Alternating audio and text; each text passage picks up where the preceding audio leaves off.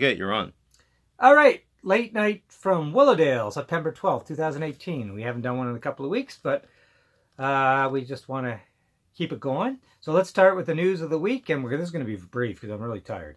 Uh, Ontario Premier Doug Ford has invoked Section 33 of Canada's Constitution, the notwithstanding clause, which overrules courts, the charter, and all of that, to do something really, I mean, to do something small and insignificant, really.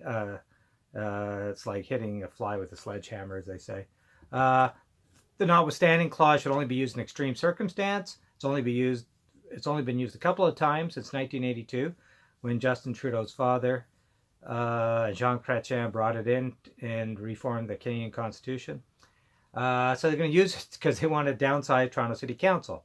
Now, I'm a fan of downsizing Toronto City Council. I'm a fan of actually eliminating Toronto City Council temporarily. It's the most dysfunctional political body in the world. They can't get subways built. They can't do anything. They have a totally dysfunctional and useless mayor, John Tory. So I'm totally into downsizing Toronto City Council, and I'm a big advocate of that. But he should have let the court ruling stand and let it go for a few years and do it over the next couple of years. Rather, he just seems to do a very Trumpian thing by wanting to get it done in this upcoming election, which is the late next month. And that's a Trumpian sort of thing. And he's using the notwithstanding clause of the Constitution, of the chart, notwithstanding, Section 33 of the Constitution, the notwithstanding clause, which will override the Charter of Rights and Freedoms and any court decision to get this done, which is silly. I'm a fan of downsizing City Council. They are dysfunctional. They are useless. But this is not the way to do it. And it goes to show you that's the bit of Donald Trump and Doug Ford. And I'm not, I've said before, Doug Ford and Donald Trump, they're different political systems, different, it's a different system. But yeah, that's a bit of Donald Trump and Doug Ford doing something precipitous, irrational, on the fly, without really thinking it through. And that's the Ontario we're kind of living in right now. There was a column in the Toronto Star this week by Edward Keenan about Ontario Place, which, if anyone who grew up in the Toronto area knows, was this great waterfront park, opened in 1971 by then Ontario Premier Bill Davis. It was a great park. It just fell into abandon over the last number of years, and I wandered through it a couple of weeks ago, and I was at the CNE, and I thought, oh God, it's like wandering through Roman ruin. And to me, the Ontario Place represents what's going on in Ontario. Stagnant. No, we're not going forward in any sort of way. We seem to be, and I just thought it's a metaphor. Ontario Place is a metaphor for the province. We're not lost. Nothing's set in stone, but we seem to be stagnant right now. And this started under the Wynne government, or the McGuinty government, and I was a big fan of Kathleen Wynne. She had a lot of progressive policies, but it already started under the Liberals, and it was actually a Liberal decision to basically shut down on McGuinty's decision to shut down Ontario Place. But that stagnant sort of it started under the Liberals, and I'm not, I can be very nonpartisan, and they, the green energy program that McGuinty started, and the Wynne continued, sort of the wind went out of the program. They just couldn't seem to get things done with Ontario's electricity issues, and the province, yes, it's still powerful and economically still not doing too bad, but it does seem a bit lost. So Ontario Place sort of is a metaphor of that. I kind of hope that Doug Ford doesn't destroy this province. What he did this week is very irrational. Certainly not, he's not Bill Davis or John Robarts. The progressive conservatives has become the regressive conservatives, as Charlie Farquharson used to say. They never really came. Mike Harris started it, and Doug Ford is continuing it. So I'm not saying anything really profound here. I'm just saying I kind of hope Doug Ford doesn't turn out to be a Donald Trump. He was elected. He got a substantial majority, not a massive majority, but he was elected by the people, and he didn't get the majority of votes, just like Hillary Clinton didn't get, just like Donald Trump did not get the majority of votes. But under the American system, Donald Trump was elected. Under our electoral system, Doug Ford was elected. And he should have abided by the court decision. And I like, just like the court decision on Trans Mountain, I support the Trans Mountain pipeline. But, democracy in action. You abide by these decisions. You try to work, you try to work with them and see what you can do. Anyways, I'm tired. I just, democracy, what Ford has done this week is really subverting democracy. And it's sad. Ontario is a place to stand and a place to grow. That old jingle from 1967. So hopefully it'll still be. It looks like going to Trump, and that's where I'll end it because I don't want to. There's lots we could talk about Venezuela. There's so many other issues, but we'll talk about them.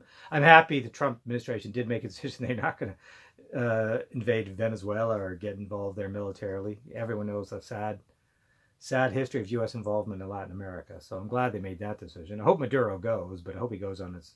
I hope the Venezuelans decide that one. Going to the Bob Woodward book and the op-ed in the New York Times, I think we've become obsessed with Trump. Everybody knew what they were getting when Donald Trump was elected. Okay, they knew he was a sexist. They knew he was a bit nutty. They knew he wasn't an intellectual deep sea diver. He didn't read a lot. They knew he was corrupt. He was a crook. He was a sleazebag. They knew all of that. And a good chunk of Americans decided that's the guy they wanted. So, it is what it is. And we can go through all the different reasons why, Donald Trump was elected. And he's God's anointed president, right? Yeah. Hillary wasn't the best candidate. Lots of economic resentments, a backlash against Obama.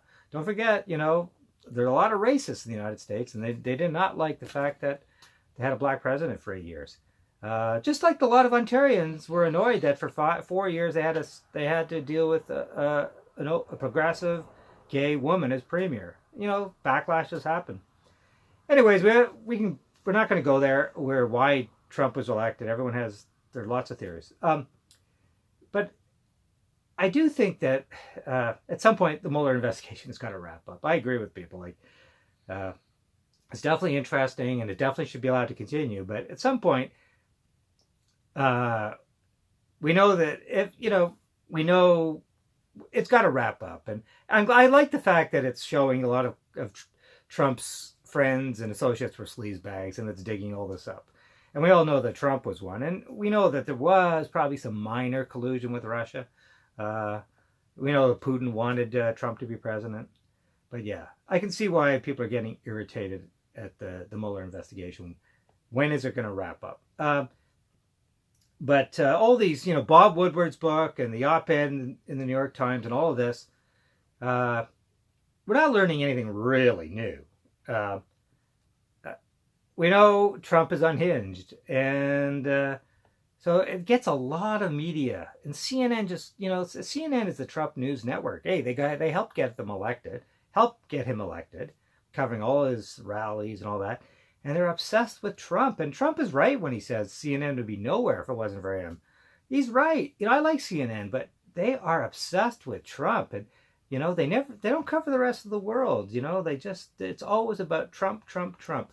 And I know there are different CNN affiliates around the world. There's CNN International, there's CNN India, there's CNN in Latin America. So they're all different. But the American version we get in Canada is, it's Trump, Trump, Trump, Trump. And yeah, it does get a bit irritating. I can see why people who are Trump supporters or I can see. Anyways, Bob Woodward, just on Bob Woodward, he's a good journalist and Watergate fame and all of that, and he's a celebrity journalist ever since the Watergate years.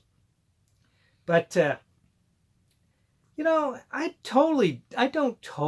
think he stretches the truth a bit, as some have said. I know a couple of instances where it's made me question his credibility. He was interviewed on the CBC a number of years ago, and he had no clue that Canadian troops were in Afghanistan, let alone that 158 Canadians were killed in Afghanistan. He had no clue that Canadian troops were even in Afghanistan. And that stunned me. And I remember a number of years ago as well, he thought that Iranians spoke Arabic. He didn't realize that Iran isn't part of the Arab world. Iranians speak Farsi, and they're not part of, and they're largely Shia. He had no conception. He thought, they're all the same. Iranians speak Arabic. They're part of the Arab world. And I thought, oh my God, you've lost a lot of credibility in my eyes. So I take what Bob Woodward, celebrity journalist, I take what he says with a grain of salt, you know. And don't get me wrong, a lot of and he's done it to a lot of presidents too, right? Yeah, he's written many books, 19 books. This last one, I've got a lot of his books in my library, and some of them are pretty good. The Commanders about the Gulf War was considered a pretty good book about the leadings up to the Gulf War, 1990-91 Gulf War, and then Veil was a very good book on the CIA, and of course his earlier books on the Watergate era were pretty good. But yeah, I think sometimes and this one seems, I don't know, it just seems, I don't know what would make it, seems timed perfectly for. It's not real. Yeah, it almost seems sort of surreal. And we're not going to learn though. We already know that Trump and it's a dysfunctional, nutty White House. We already know that his wife hates him. Yeah, exactly. We already know. Although that's somebody else, but yeah. You know, nothing surprising. None of this. I'm not even going to go into everyone's heard all the details of the book. I'll probably get the book. You know, I'm curious. I'll probably get it. You know. Let's blow some money, right? But. Well, I have that gift certificate, so it won't cost me. So, well, anyway, okay, yeah, somebody's paying for something, I'm sure. Exactly, that's true. But I'm curious to read the whole thing rather than just the excerpts. But yeah, I take what Bob Woodward says with a grain of salt. Believe me, I don't generally like celebrity journalism. There are lots. The best books are written by scholars and historians, and not by celebrity journalists. But like I said, I'll probably eventually get it. So.